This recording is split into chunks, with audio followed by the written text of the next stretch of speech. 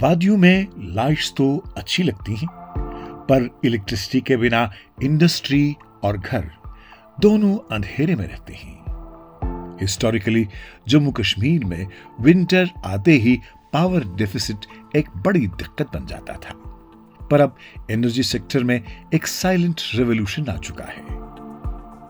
हमारा monthly power generation अब 2069 gigawatts के पीक को टच कर रहा है। डूल हस्ती पावर प्रोजेक्ट किश्तवाड़ में एकमात्र ऐसा प्रोजेक्ट है जो कमीशन्ड है, चालू है। 1985 में इस पावर प्रोजेक्ट पे काम शुरू हुआ था और 2007 में इसे देश को समर्पित कर दिया गया था। इसके अलावा 7 और मेजर पावर प्रोजेक्ट्स गवर्नमेंट यहाँ बनाने की तैयारी में है, जिनमें से 4 पे यानी कि पक्कल डूल, कीरू क्वाड और राटले पावर प्रोजेक्ट पे काम अभी जारी है। और बाकी के 3 प्रोजेक्ट्स यानी कि करथई फर्स्ट, करथई सेकंड और बरसन डैम, यहाँ पे भी जल्द से जल्द अपडेट्स मिल सकती है। इन सभी की कैपेसिटी को हम यदि कैलकुलेट करें तो इन सब के बन जाने के बाद किश्तवाड़ लगभग 5550 मेगावाट की इलेक्ट्रिसिटी प्रोड्यूस करेगा। इसके अलावा यहाँ की नदी नालों पे भी मिनी हाइड्रो इलेक्ट्रिसिटी प्रोजेक्ट्स बनाने की कोशिशें जारी हैं, जो किश्तवाड़ की टोटल हाइड्रो इलेक्ट्रिसिटी प्रोड्यूस करने की कैपेसिटी को 6000 मेगावाट के पार ले जाएगी। ये बदलाव ऐसे ही नहीं आया।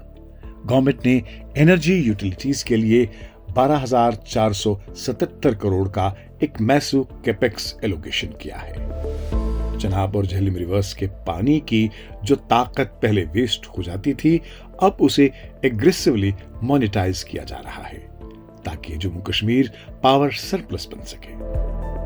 Apex Committee of the Environment Ministry has granted fresh environmental clearance to the Sawalkote hydroelectric project proposed on the Chenab River in Ramban district of Jammu and Kashmir. This will be one of the largest hydropower projects in the region, designed as a run-up of the river scheme to generate electricity using the natural flow of the Chenab.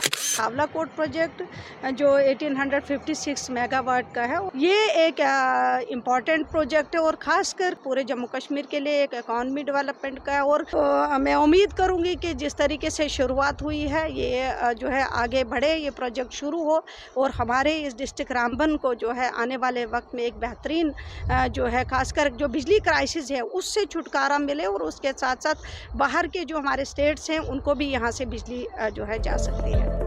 हम बात कर रहे हैं mega projects की, जैसे पकलदूल, केरू और Ratle power project. इन mega ventures का टारगेट बड़ा क्लियर है, जम्मू एंड कश्मीर की जनरेशन कैपेसिटी को डबल करके 6000 मेगावाट से ऊपर ले जाना। इसका मतलब अब सेंट्रल ग्रिड पर डिपेंडेंसी खत्म और जे अपनी बिजली खुद जनरेट करेगा। अभी रतले प्रोजेक्ट पर मैं आया हूँ। ये हमारे सभी एनएचपीसी के प्रोजेक्ट्स चल रहे हैं। इसका निर्माण कार्य शुरू हुआ है और आज इसमें ये जो फिलिंग का काम है इसका शुभारंभ किया गया है और मैं समझता हूँ कि इन टाइम इस काम को शुरू करके 800 मेगावाट की बिजली एनएचपीसी के तैयार होगी और देश के बिजली के उत्पादन के कार्य में इसका एक बहुत बड़ा योगदान होगा।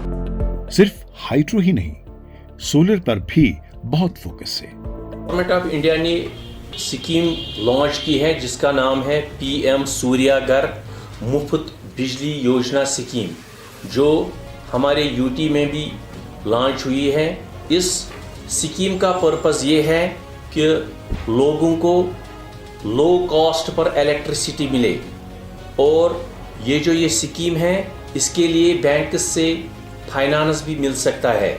अगर कोई गवर्नमेंट एम्प्लॉय है या कोई प्राइवेट एम्प्लॉय है या कोई बिजनेसमैन है और जो भी कोई इनकम होल्डर है वो इस स्कीम का फायदा उठा सकता है। स्मार्ट ग्रिड्स लगाए जा रहे हैं ताकि पावर ट्रांसमिशन लॉसेस मिनिमम हो। जम्मू कश्मीर अब सिर्फ अंधेरे से उजाले की तरफ नहीं बढ़ रहा, बल्कि एक सस्टेनेबल ग्रीन एनर्जी फ्यूचर की तरफ कदम बढ़ा रहा है।